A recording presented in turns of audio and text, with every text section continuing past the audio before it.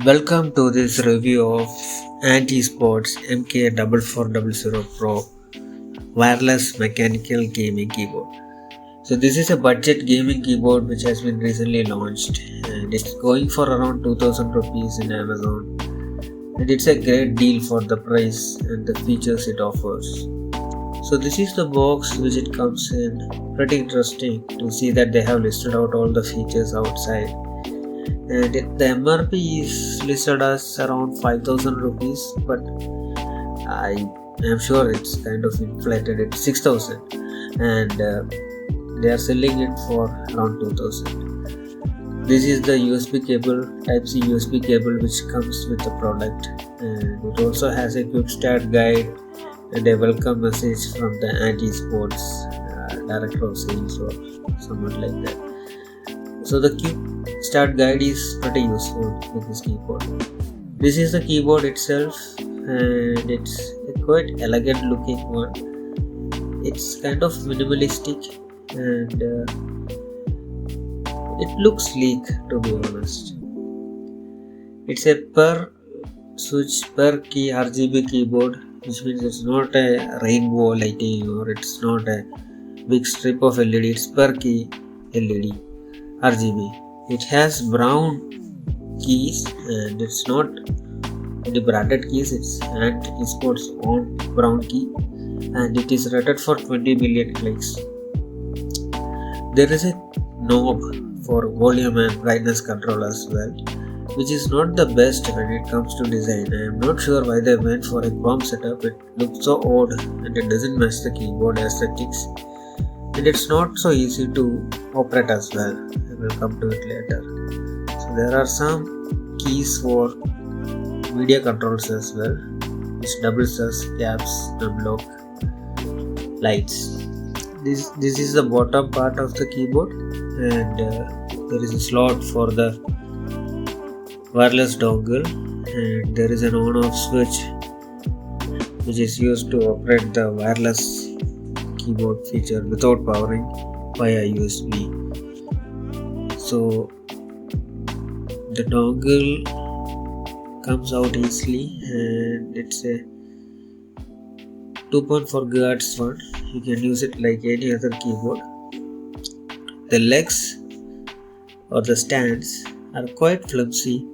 Interestingly, one side was perfect and one side was not so perfect, and it was flimsy and it was not well put together. The Type C port is at the front, and the side of the keyboard has some ridges. They could have got some LEDs there as well. About the keys itself, they are pretty decent to touch and type, and as you can see here, the left control key is glowing red because it indicates that the battery is low.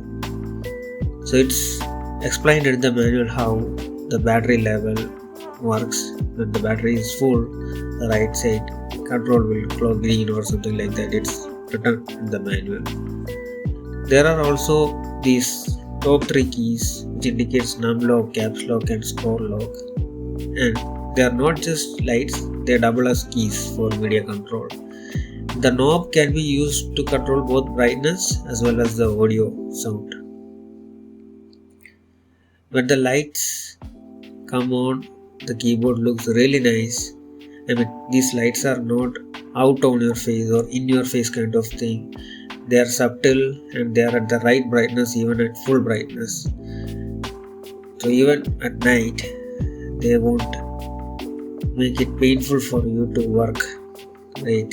I have another keyboard which is so bright, and I am forced to always reduce the brightness in order to use it. But this one is like perfect brightness. Here are some keys, the Z, X, C, B, B, which are used to switch between different modes of the keyboard. USB, typical normal 2.4 wireless or Bluetooth. So how it works, when you select one mode, that key will blink indicating that the mode is being selected, and once it stops blinking, it means it's connected. Here it is Bluetooth, and the Bluetooth connection is so seamless Once you turn on the Bluetooth, Windows will automatically detect the keyboard and ask if you want to connect. Once you give yes, that's it. It's next level. Gone are the days where you have to go to Bluetooth, search, enter a pin and do all those stuff. This is kind of like a Mac ecosystem kind of thing. Happy to see what Windows has come down to. And then there are several other features in this keyboard which can be controlled with the software. I will come to it later. So this is a size comparison with a small keyboard which is Acer Nitro G, and it's not a lot bigger than that. It's only slightly longer. So this is the manual and it lists out all the specifications. It has a 1000 mAh battery. I am here to check the battery backup. And here are all the functions of the inbuilt functions of the keyboard, and mind you, all of these functions can be customized with the software.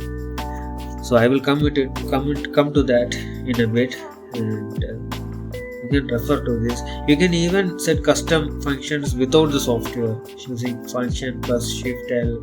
It's written in the manual, but it's always easier to use the software. And the knob, as I told before, has two functions: to either increase or decrease the brightness of the light, or to increase or decrease and even mute the audio, which is a norm in all gaming keyboards these days.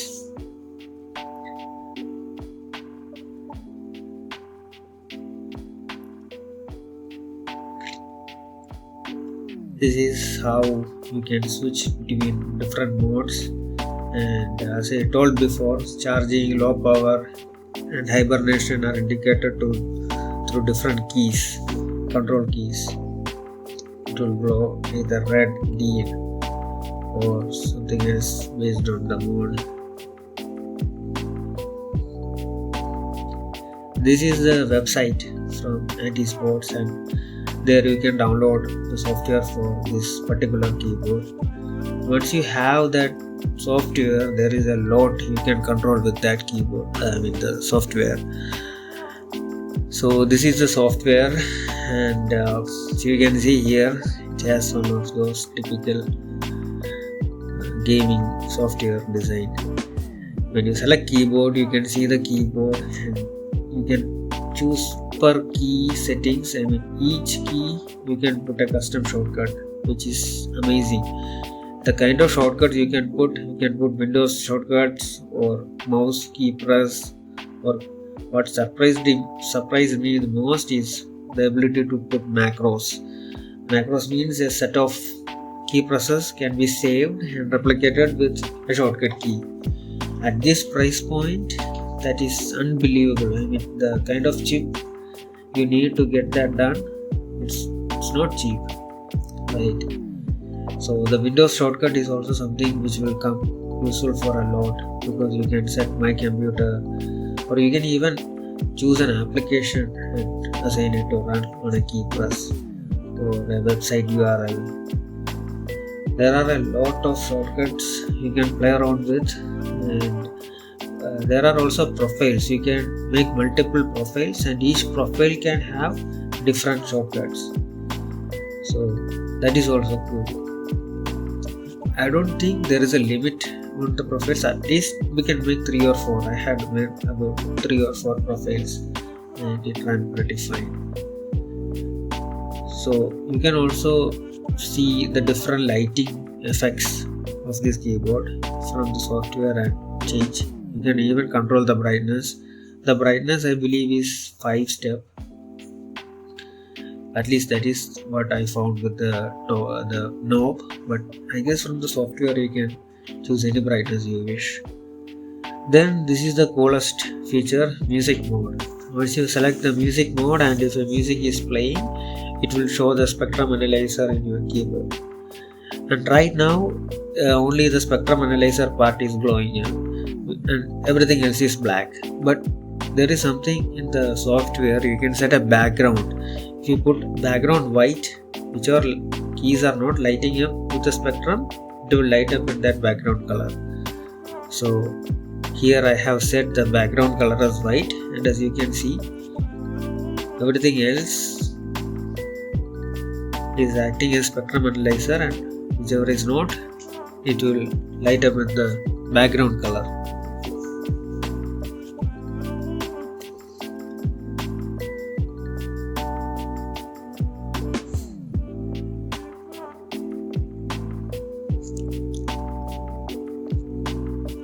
Something that is so cool is that the animation of the keyboard in the software shows which key is lighting up in which color.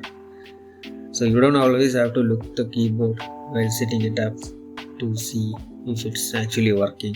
If it's lighting up in the software, it means obviously it's lighting up on the keyboard as well. And something else I like is the profiles, which I already talked about. So this is what I talked earlier about macros. So you can record a macro. Once you create a macro, click record, enter a set of keys. It will record all that. You can edit the millisecond key press and all that. And you can even add custom keys. Like I am adding Alt here, L Alt or right Alt.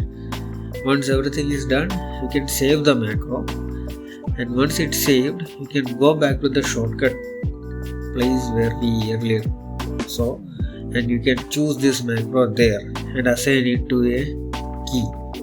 So let's say I am assigning it to F3. So whenever I push function plus F3, it's going to go through all these keystrokes. And what is even more cool is that you can fine tune it and make it so that it should happen only once, or it should happen in cycles, and that too how many times. So this is extremely useful in certain games where you have to do a multiple set of key presses, right? When you have to do multiple key presses to do a particular move in a game. So let's say you have to push 10 keys, but you can assign it to a macro, and like you see here, when you push that shortcut, all of that will come. So I'm going to push function plus F3 and see that whatever I recorded came, including the volt.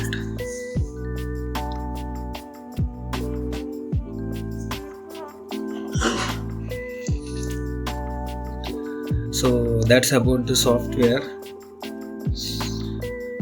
It's a very light software and it works. So this is once again a view of the keyboard and the light effects. So the light effects are some of the most advanced I have seen in any gaming keyboard, even that cost twice or thrice. So it's per key RGB, and the controller which they have used to control the LED is also very fast. You can see from the animations how fast they are. See this splash kind of thing, so cool.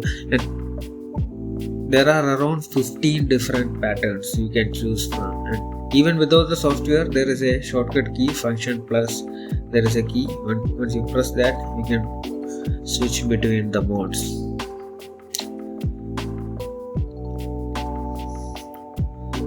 So this is kind of like a candy spread pattern, which is cool.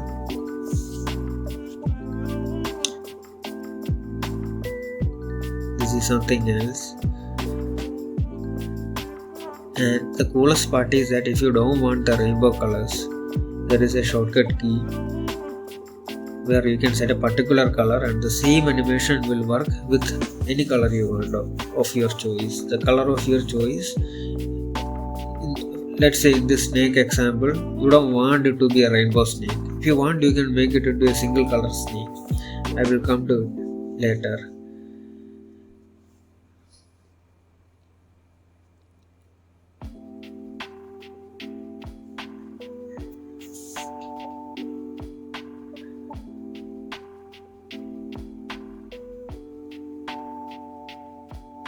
Yeah, so this is the feature which I talked about. You can change the colors to any color you want, regardless of the pattern you are in.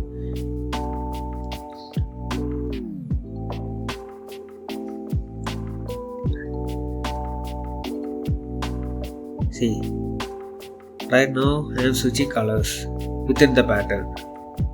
I can choose any color I want and keep the pattern. See, this is a pattern where when I press, only those keys light up. But I have chosen green color. Now I have changed to red. So the same effect will go on, but with the color that I have chosen. And this is so cool. Sometimes we don't all need rainbow colors. We need only one color in a particular effect, and it's not possible in all keyboards. But this one, it's possible. Yeah, see here, the same pattern with a single color. You can do this via the software as well if you want to fine tune it. Like I said before, see how fast the animations are. This is even not the fastest speed, this is just the default speed. And see how well it's integrated. So this is the brightness adjustment using the knob. To switch to the brightness adjustment via knob, you have to long press it, and the num lock and caps lock, those set of keys will flash, indicating you have switched between volume and brightness modes. And then when you twist the knob, the brightness will change. Do it again, you will go back to the audio control mode, and switching the or turning the knob will control your audio volume plus or minus, and if you do a short press it will mute, on another short press it will unmute. So these are basically standard controls in all gaming keyboards, right? There are a lot of effects. I mean, with all the patterns and the color changes in them, the permutation and combinations are so huge. I mean, you can do hundreds of patterns in this keyboard. Yeah, so see here, this is adjusting brightness via knob.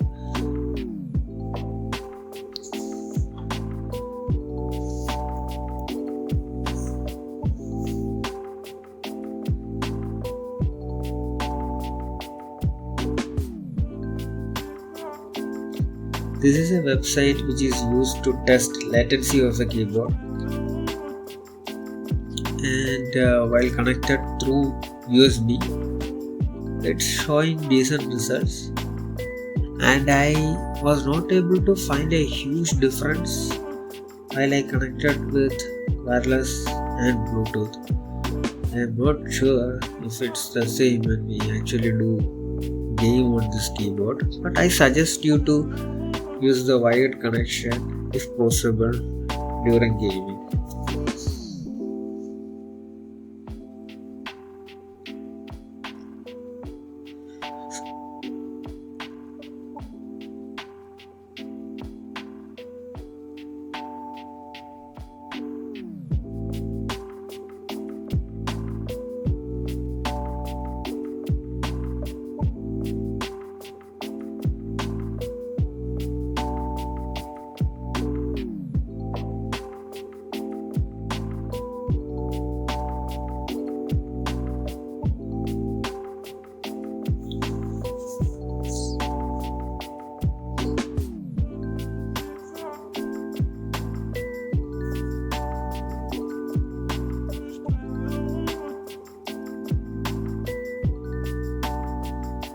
So this is something which I found awkward with this keyboard. The knob has a chrome finish and there is not enough space to hold the key. So you are forced to rub the key, but it lacks traction to rotate it. So you have to use some strength. I mean, they should have used a plastic key. Like in my other keyboard, you can see there is a plastic key and as well as a stick or a ridge on top of it, which you can use as a leverage to spin. And not just that, there is space around the key so that you can actually hold the key and spin it. But for some reason they have decided to put a big key with a chrome finish, and it's not ergonomic. I wish it had a better knob design. Otherwise, this is a decent buy for the price, and I will recommend this for anyone who is looking for a wireless budget full layout gaming keyboard. So I hope you liked the review. If you liked, please subscribe if you wish to see further videos like this. I mostly post motorcycle related content, but I also post tech related content as well. So I'm planning to do a lot of reviews on gaming stuff in upcoming days. So if you wish to see them, subscribe. Thank you for watching. Bye.